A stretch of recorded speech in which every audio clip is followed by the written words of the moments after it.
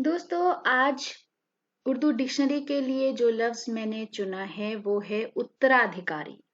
हम बहुत सुनते हैं, तो आज के इस वीडियो में हम बात करेंगे उत्तराधिकारी पर, यानी उत्तराधिकारी को उर्दू और अंग्रेजी में क्या कहा जाता है।